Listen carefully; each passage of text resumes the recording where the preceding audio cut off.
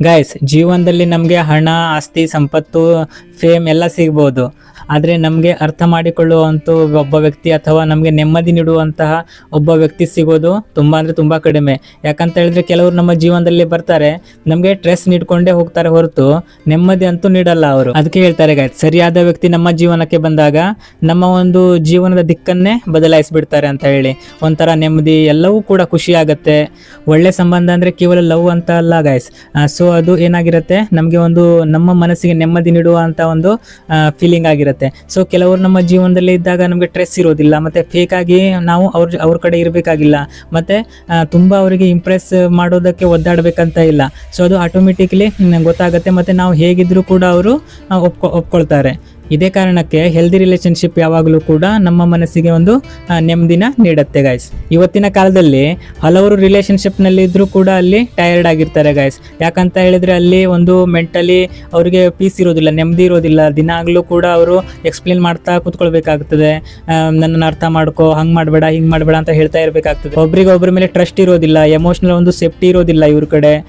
ಮತ್ತೆ ಅಂತ ಹೇಳಿದ್ರೆ ಓವರ್ ಥಿಂಕಿಂಗ್ ದಿನಾಲೂ ಕೂಡ ಮಾಡ್ತಾ ಇರಬೇಕಾಗತ್ತೆ. ಇಂಥ ಸಂಬಂಧಗಳು ಏನಾಗ್ತದೆ, ನಮಗೆ ದಿನಾಲು ಡೇ ಬೈ ಡೇ ಏನಾಗಿರ್ತದೆ, ನಮ್ಮ ಮನಸ್ಸಿನ ನೆಮ್ಮದಿಯನ್ನು ಹಾಳು ಮಾಡ್ತಾ ಹೋಗ್ತದೆ. ಸೊ ಹೀಗೆ ಕೆಲವು ರಿಲೇಶನ್ಶಿಪ್ಪಲ್ಲಿ ಈ ಥರ ಇರ್ತಾರೆ. ಸೊ ಅಲ್ಲಿ ಅಂಡರ್ಸ್ಟ್ಯಾಂಡಿಂಗೇ ಇರೋದಿಲ್ಲ ಅವ್ರ ಜೊತೆ. ಈ ಥರ ಎಲ್ಲ ಹಾಕ್ಕೊಂಡು ರಿಲೇಶನ್ಶಿಪ್ ಹಾಳಾಗೋಗುತ್ತದೆ. ಸೊ ಹಾಗಾಗಿ ಸರಿಯಾದ ವ್ಯಕ್ತಿ, ನಮ್ಮನ್ನು ಅರ್ಥ ಮಾಡ್ಕೊಳ್ಳುವಂಥ ವ್ಯಕ್ತಿ ಒಬ್ಬರು ನಮ್ಮ ಜೀವನದಲ್ಲಿ ಬಂದಾಗ ಇವೆಲ್ಲವೂ ಕೂಡ ಯಾವುದೂ ಇರಲ್ಲ. ಆದರೆ ಒಳ್ಳೆ ಸಂಬಂಧ ಬೇರೆ ರೀತಿ ಆಗಿರುತ್ತೆ ಗಾಯ್ಸ್. ಅಲ್ಲಿ ನಿಮಗೆ ಜಡ್ಜ್ಮೆಂಟ್ ಮಾಡೋದಿಲ್ಲ, ಜಡ್ಜ್ಮೆಂಟ್ ಕಡಿಮೆ ಆಗಿರ್ತದೆ. ಮತ್ತು ನಿಮಗೆ ಒಂದು ಏನಾದರೂ ನೀವು ಕಷ್ಟದಲ್ಲಿದ್ದಾಗ ಬಂದ್ಕೊಂಡು ಸಮಾಧಾನ ಮಾಡ್ತಾರೆ, ಕೇಳ್ತಾರೆ ಏನಾಯಿತು ಅಂತ.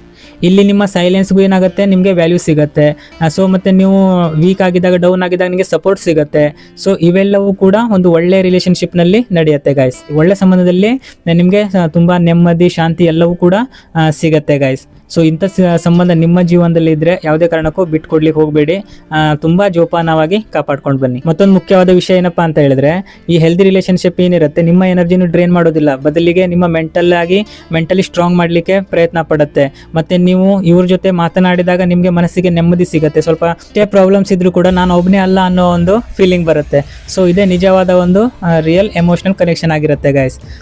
ಒಳ್ಳೆ ಸಂಬಂಧ ಜೀವನವನ್ನು ಪರ್ಫೆಕ್ಟ್ ಮಾಡೋದಿಲ್ಲ, ಆದರೆ ನಮಗೆ ಡಿಫಿಕಲ್ಟ್ ಸಿಚುವೇಶನಲ್ಲೂ ಕೂಡ ನಮಗೆ ಅದು ಈಸಿ ಫೀಲ್ ಮಾಡಿಸುತ್ತೆ. ಯಾಕಂದರೆ ಜೀವನದಲ್ಲಿ ಎಲ್ಲ ಪ್ರಾಬ್ಲಮ್ ಸಾಲ್ವ್ ಆಗದೇ ಇರ್ಬೋದು, ಆದರೆ ಇಂಥ ಒಬ್ಬ ವ್ಯಕ್ತಿ, ನಮ್ಮನ್ನು ಅರ್ಥ ಮಾಡಿಕೊಳ್ಳುವ ಒಬ್ಬ ವ್ಯಕ್ತಿ ನಮ್ಮ ಜೀವನದಲ್ಲಿ ಇದ್ದಾಗ ನಮಗೆ ನೆಮ್ಮದಿ ಸಿಗುತ್ತೆ, ಮತ್ತು ಮನಸ್ಸು ಕಾಮ್ ಆಗಿರುತ್ತೆ. ಸೊ ಒಂದು ಕೊನೆಯದಾಗಿ ಒಂದು ಮಾತೇನಂತ ಹೇಳಿದರೆ, ಕೆಲವು ವ್ಯಕ್ತಿಗಳು ನಮ್ಮ ಜೀವನದಲ್ಲಿ ಬಂದಾಗ, ಅಂದರೆ ಒಳ್ಳೆ ವ್ಯಕ್ತಿಗಳು ನಮ್ಮ ಜೀವನಕ್ಕೆ ಬಂದಾಗ ಅವರು ಪೀಸ್ ಆಗಿ ನೆಮ್ಮದಿ ತೊಗೊಂಡು ಬರ್ತಾರೆ ಹೊರತು ಡ್ರಾಮಾಗಳನ್ನು ಕ್ರಿಯೇಟ್ ಮಾಡ್ಕೊಂಡು ಬರಲ್ಲ ಗಾಯ್ಸ್. ಸೊ ನಿಮ್ಮ ಜೀವನದಲ್ಲಿ ಕೂಡ ಒಬ್ಬ ಒಳ್ಳೆ ವ್ಯಕ್ತಿ ಇದ್ದಾರಾ ಗಾಯ್ಸ್? ಕಮೆಂಟ್ ಮಾಡಿ. ಮತ್ತು ವಿಡಿಯೋ ನಿಮಗೆ ಇಷ್ಟ ಆದರೆ, ನಿಮ್ಮ ಮನಸ್ಸಿಗೆ ಹತ್ರ ಆದರೆ ವಿಡಿಯೋ ಒಂದು ಲೈಕ್ ಮಾಡಿ, ಮತ್ತು ಸಬ್ಸ್ಕ್ರೈಬ್ ಮಾಡೋದನ್ನು ಮರಿಬೇಡಿ. Love you guys.